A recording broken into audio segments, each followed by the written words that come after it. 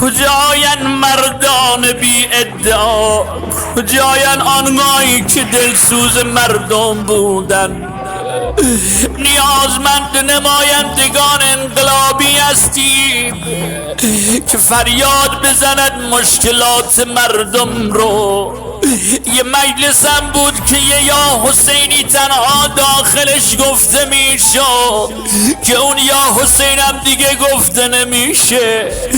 برادر حاج نادر قاضی پور نماینده ای بود که فریاد میزد برای مظلومین و مشکلات مردم و کارگران. عدالت خواه بود، مستضعفین رو هواشونو داد.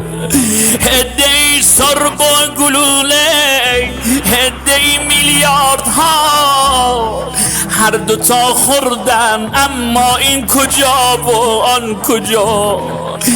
عده‌ای بر روی مینو، عده‌ای بر بالغون، هر دو خوابیدن اما این کجا و آن کجا.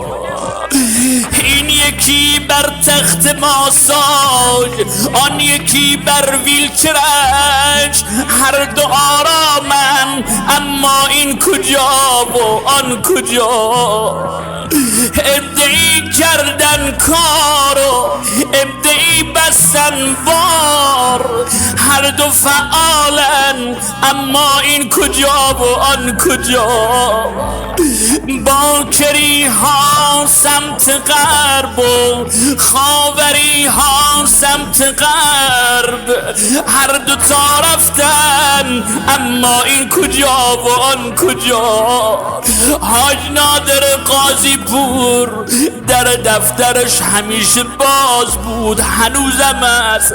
مردم کجاین که نمایندگان انقلابی امر از مان باکری چرا امروز تو مجلس نیستن؟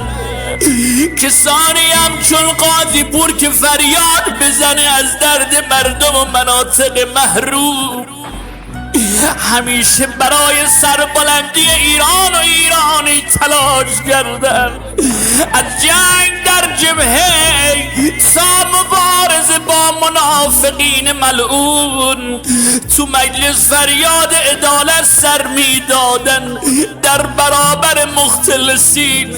مخالف برجام بود. کجا است امروز کسانی که انتقاد میکنن خونه نشین هستن؟ چرا؟ چون بعضی مسئولین از انتقادات میترسن. آن یکی بر پشت تانکم، آن یکی بر صدر بانک، هر دو مسئولن اما این کجا و آن کجا.